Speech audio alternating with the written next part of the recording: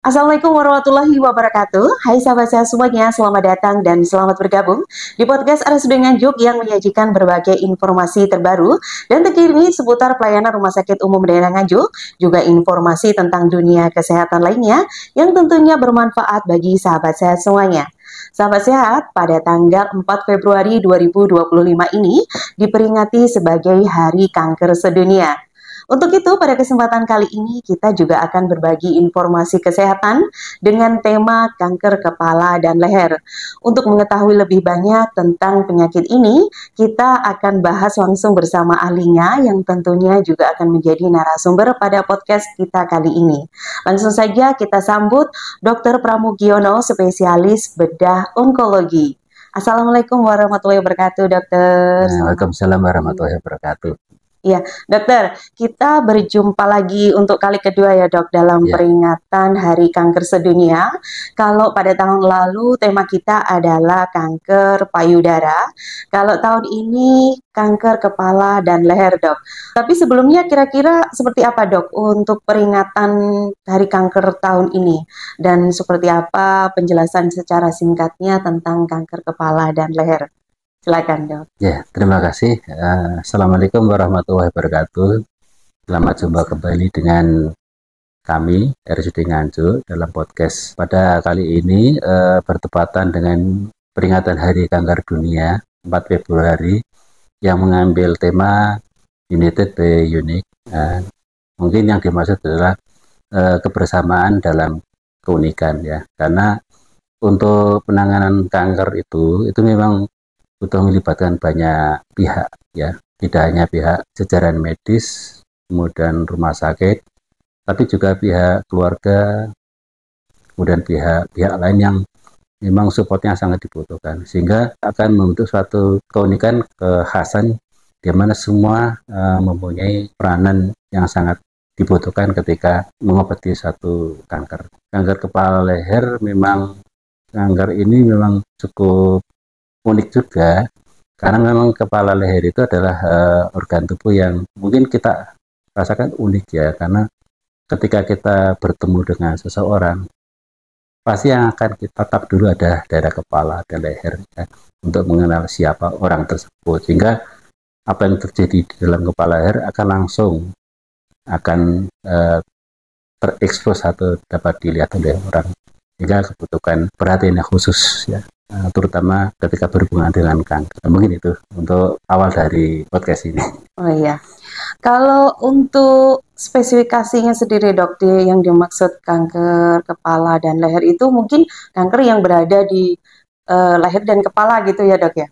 Kanker kepala leher yang kita maksud adalah ya memang secara area tubuh memang di daerah kepala dan leher ya. Kalau di daerah kepala itu mulai dari rongga mulut, kemudian tenggorokan, hidung, telinga, terus untuk leher itu ya daerah leher ya, nanti organ-organ yang di leher, dan semua organ-organ ini saling berhubungan. Makanya kalau kita membahas tentang kepala selalu dikaitkan dengan leher sebagai satu kesatuan, karena apa yang terjadi di kepala itu nanti akan bisa terjadi di leher, tidak bisa dipisahkan. Makanya itu satu kesatuan ketika kita membahas tentang penyakit kepala dan leher.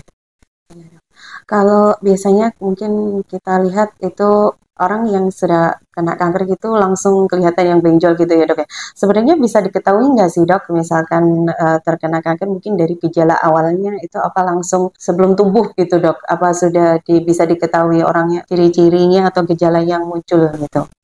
Ya kalau kanker kepala memang ada yang secara langsung bisa mungkin akan dilihat, ada juga yang tidak. Khusus untuk kanker kepala leher yang letaknya di dalam, misalkan di hidung, tenggorokan, itu jalan napas atas ya, kemudian di rongga mulut memang tidak akan kelihatan, tapi mungkin sudah ada gejala-gejala awal yang sebagian besar tidak disadari oleh pasien.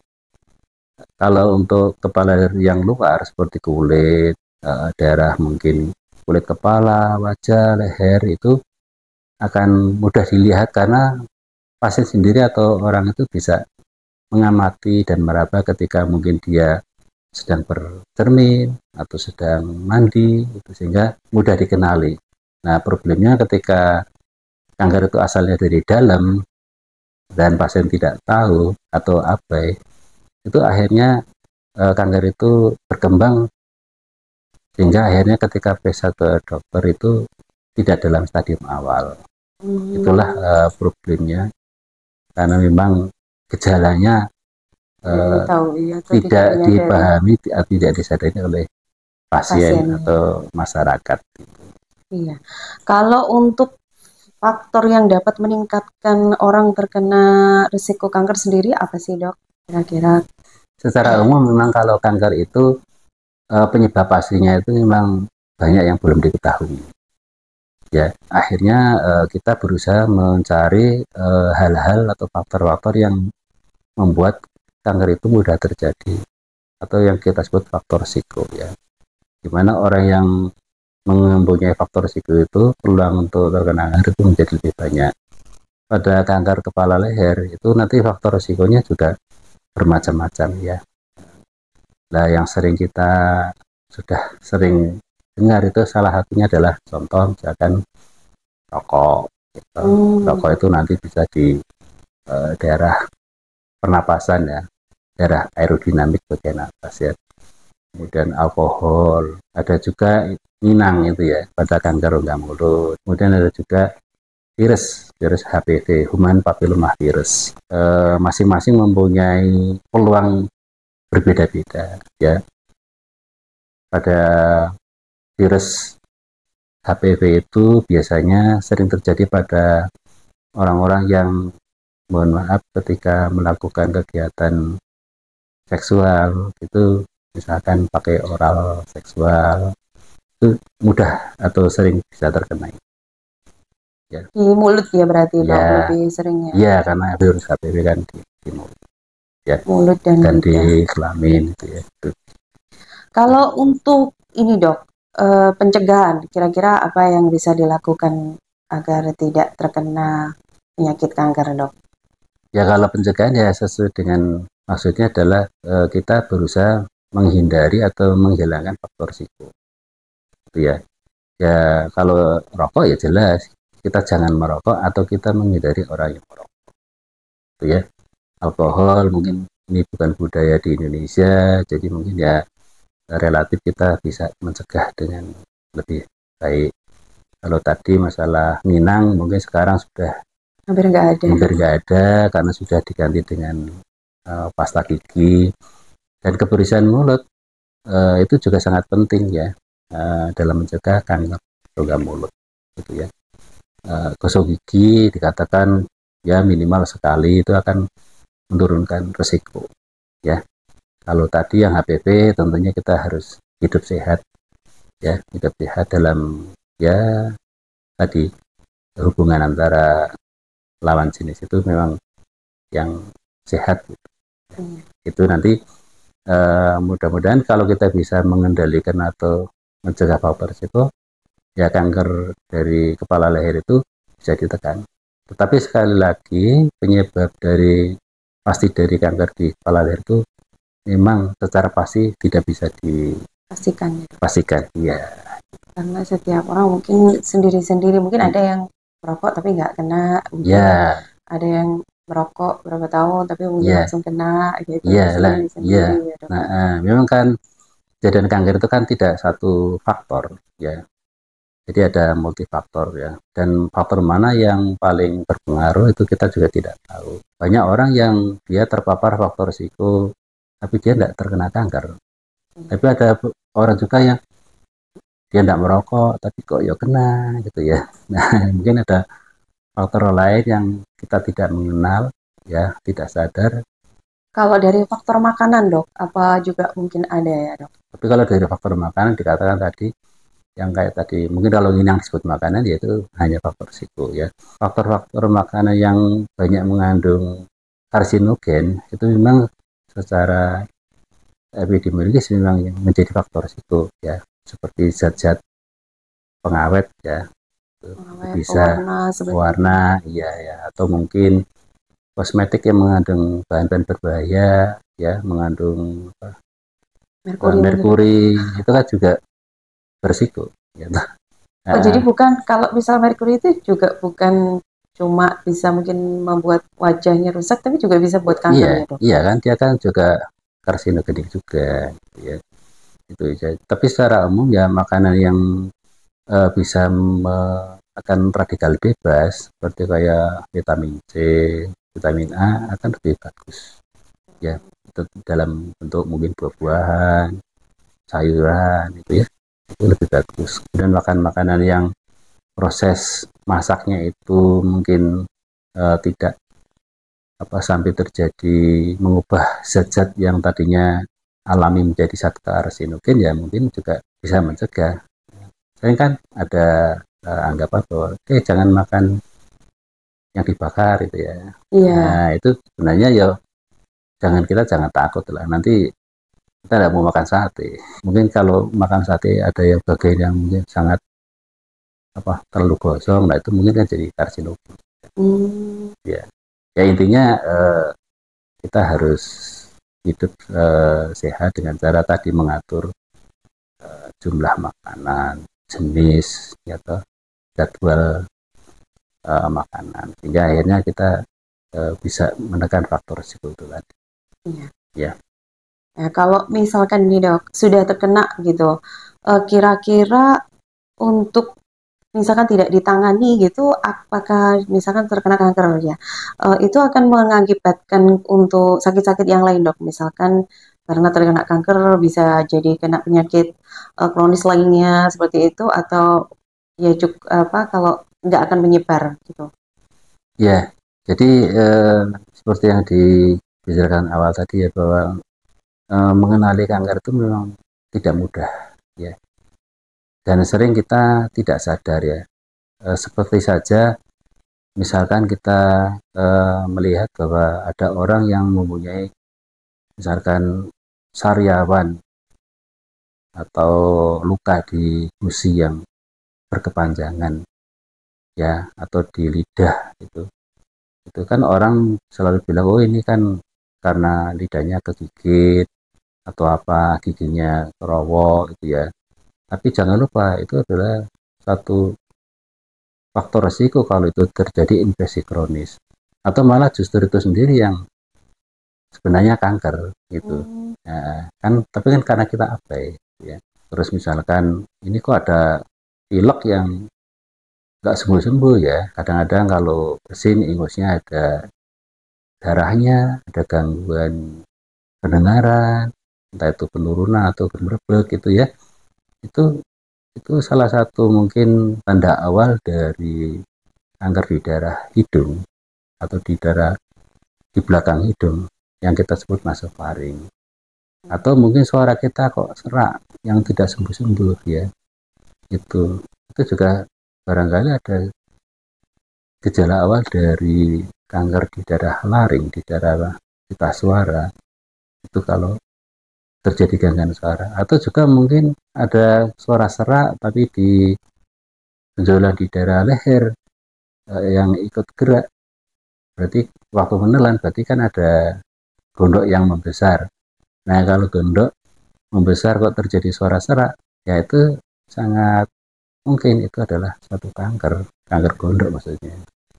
Ya, jadi gejala-gejala yang letaknya di dalam memang pasien itu tidak mengenali dengan bagus. Ya, kalau gejala di luar mungkin karena pasien merasa ada sesuatu yang aneh sehingga dia cepat periksa, sehingga akhirnya mungkin lebih cepat ketahuan dibanding yang di dalam. Ya.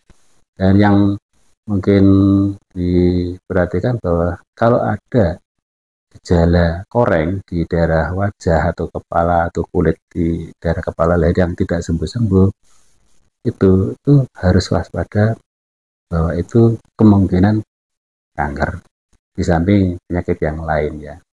Itu ya. Koreng maksudnya di rambut itu, Dok? Ya di daerah kulitnya. Oh. Ya entah kulit rambut, kulit wajah, kulit pipi, kulit leher gitu ya.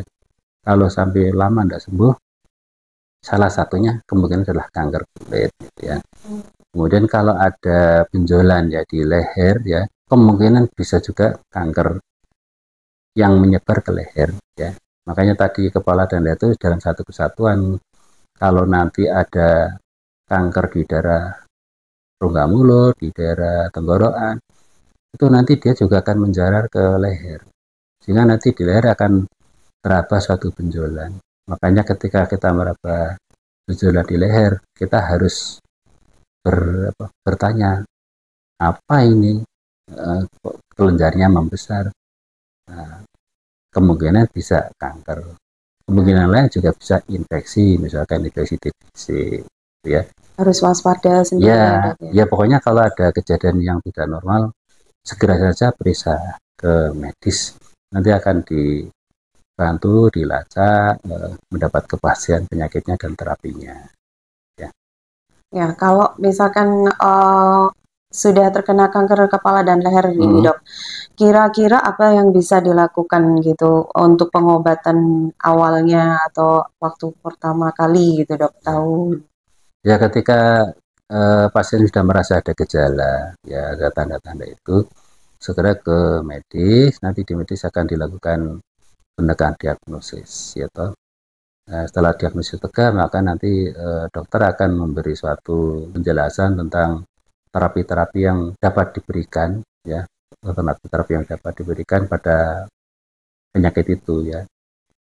Banyak terapi yang diberikan pada kanker kepala leher, ya. Itu ada terapi operasi, ya, pada organ-organ yang memang secara teknis bisa diangkat, ya, seperti di daerah kanker rongga mulut itu secara teknis bisa diangkat. Tetapi kalau di daerah nasofaring di bagian belakang hidung sana di tenggorokan itu secara teknis kan sulit diangkat. Ya sehingga akhirnya terapinya dipilih terapi yang lain seperti terapi radiasi, kemudian kombinasi dengan kemoterapi atau terapi radiasi sendiri terpisah dengan kemoterapi. Di samping terapi yang lain. Artinya nanti jenis-jenis terapi itu tergantung satu jenis kankernya, letak kankernya, stadiumnya, kondisi pasiennya. Banyak faktor yang menentukan jenis terapi, ya. Nah, tentunya ya semakin dini penyakit itu diketahui atau stadium semakin dini, semakin bagus hasilnya. Semakin ya, bisa cepat tertangani. Ya, dan untuk terapi yang di kepala leher itu memang ini sangat unik, ya, karena kita harus merubah anatomi wajah atau anatomi kepala leher, sehingga ini ada semacam kayak mungkin bagi pasien adalah tarik menarik antara keinginan utuh mempunyai wajah atau penampilan atau estetika dengan pengobatan yang benar atau pengobatan yang standar. Karena kalau pengobatan yang standar untuk kanker itu kan memang mengangkat kanker sebersih-bersihnya. Ya, kalau sebersihnya berarti kan semakin luas, semakin bersih asumsinya. Tapi di daerah kepala leher kan sulit. Karena organnya penting-penting. Kalau luas nanti bisa mengenai organ lain. Sehingga disitulah keunikannya itu. Ya. Akhirnya terapinya harus multidisiplin, ya. Ada terapi pembedahan, terapi adjuvan atau terapi tambahan setelah pembedahan, atau mungkin sebelum pembedahan dilakukan terapi pendahuluan atau neoadjuvan supaya nanti pembedahannya lebih mudah, gitu, ya. Dan kalau sudah menyangkut estetika itu kan berarti menyangkut psikis pasien, ya. Tentunya penanganan psikologinya juga harus disiapkan karena nanti akan berubah mungkin kecantikannya, kegandengannya, gitu, ya. Bentuk tuh penampilannya. Iya, di samping kita juga harus mencapai atau menjaga fungsi dari organ sendiri. Misalkan keganasan di rongga mulut itu kan nanti akan berpengaruh terhadap mungkin makannya, bicaranya, gitu, ya. Nah itu kan problem yang cukup kompleks juga. Kita menangani satu bagian tapi implikasinya ke banyak hal, ya, penampilan, fungsi, itu, ya, psikologi. Nah disitulah memang daerah kepala leher itu sangat unik karena memang ya tadi Kalau kita ketemu orang kan yang diperhatikan awal kan pasti komunikasi Wajah dulu wajah ya. ya, baru nanti komunikasi lainnya. Ya, berarti Kak, seperti lidah mungkin ya jika harus dipotong atau apa mengganggu fungsinya Iya, gitu ya Dok ya ya. fungsi fungsi bicara, fungsi Perasa. makan, gitu, fungsi perasa, pokoknya terganggu. Makanya untuk kanker kepala leher itu memang tidak seperti bagian tubuh yang lain, yang mungkin agak longgar untuk kalau operasi itu mengangkatnya. Kalau di kepala leher memang susah ya, organnya kecil atau terbatas, ya saling berdekatan sehingga kita tidak mudah. Ya Dok, kalau untuk di rumah sakit umum daerah Nganjuk ini sendiri Dok, apa sudah bisa ya Dok ya untuk penanganan kanker kepala dan leher, bagaimana terapinya dan obatnya seperti itu Dok? Di rumah sakit umum Nganjuk untuk beberapa kanker yang tadinya belum parah atau belum lanjut dan masih kita nilai dapat dioperasi, ya kita lakukan operasi. Bisa, tapi untuk memang daerah-daerah yang memang secara teknis tidak bisa dioperasi, seperti kayak di daerah tenggorokan, ya kita tetap bisa melayani untuk diagnosis, dilakukan biopsi atau pengambilan sampel ketika tegak, nanti kita lakukan terapi tambahannya. Khusus daerah Nganjuk, itu terapi yang kita punya adalah di samping operatif adalah terapi kemo, ya, Sudah ada kemoterapi, kemoterapi. untuk pasien-pasien yang memang membutuhkan kemoterapi. Tetapi ketika kita harus melakukan terapi radiasi, ya karena kita belum punya, ya kita refer ke rumah sakit yang mempunyai fasilitas. Ya, untuk alat-alat diagnostik yang kita punya adalah ada imaging, ya kalau USG, ronsen itu kan sudah banyak ya. Iya. Kita sudah punya CT scan, gitu ya. Itu nanti mungkin tahun ini kita sudah akan datang MRI. Oh, Ya, sudah ada MRI juga. belum, Oh, kan belum. ini akan Mau ya datang. Dok ya. Mau ya sudah ada, cuma tinggal datang ini aja alatnya ya. Nah, ya secara umum untuk dalam kondisi tertentu ada beberapa pasien yang memang tidak bisa kita tangani ya, terutama yang terkait dengan stadium yang sudah lanjut, ya, di mana kita akhirnya menanganinya dalam target bukan menyembuhkan, tapi target adalah meringankan beban dari atau meningkatkan kualitas hidup atau quality of life, sehingga tujuannya adalah paliatif.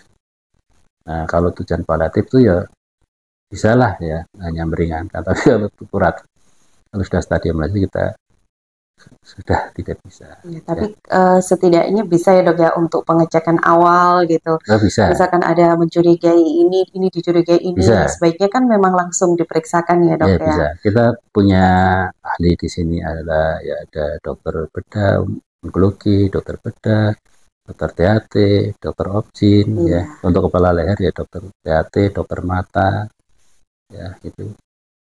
Juga dokter bedah saraf, misalkan nanti ada metastasis ke otak, kita sudah punya, ya. Jadi ya lumayan lengkap lah ya untuk di rumah sakit daerah gitu ya. Ya, jadi kan lebih baik mencegah dulu ya Dok ya, sebelum Ya, ya, lanjut. ya, semua Jadi kalau mencegah itu lebih bagus iya, ya. jadi kalau misalkan kayaknya ini curiga apa ya, mending langsung diperiksakan agar hati juga tenang ya Dok Ya, ya. ya pokoknya ketika ada sesuatu yang tidak normal di dalam tubuh kita di bagian manapun ya, itu sebaiknya kita jangan menunggu sampai berat. Nah, problemnya masyarakat sering itu mengukur suatu penyakit itu dengan parameter nyeri. Jadi ketika ada suatu benjolan tidak nyeri, dianggap tidak masalah. Padahal nyeri itu bukan satu-satunya alat yang bagus untuk mengukur apakah itu benjolan itu kanker atau bukan. Tidak semua kanker itu nyeri, gitu. Makanya sebagian besar malah tidak nyeri, hanya beberapa karena mungkin eh, mempengaruhi saraf-sarafnya sehingga dia bisa menimbulkan rasa nyeri. Ya, Ya, sudah cukup pertanyaan dari saya, Dok. Terima kasih atas informasinya. ya. Ya, Mungkin ada yang mau disampaikan atau Ya, pesan-pesannya untuk sahabat pesan sehat yang saya semuanya? sampaikan bahwa kanker kepala leher itu memang eh, kanker yang banyak terjadi di sekitar kita karena faktor risiko yang bisa membuat timbulnya kanker di kepala itu sebenarnya banyak di sekitar kita. Kebiasaan hidup yang sebenarnya menjadi faktor risiko seperti yang saya utarakan tadi, rokok, alkohol, makanan karsinogen, atau mungkin polutan atau zat-zat apa namanya, debu atau zat-zat kimia yang berada di sekitar kita itu juga bisa menjadi faktor risiko kanker kepala leher. Dan karena kepala leher itu juga ada yang di dalam, ya seperti di tenggorokan, itu memang mengenalinya lebih susah. Makanya ketika ada gejala yang tidak wajar, gejala yang berkepanjangan, itu sarannya sebaiknya periksa.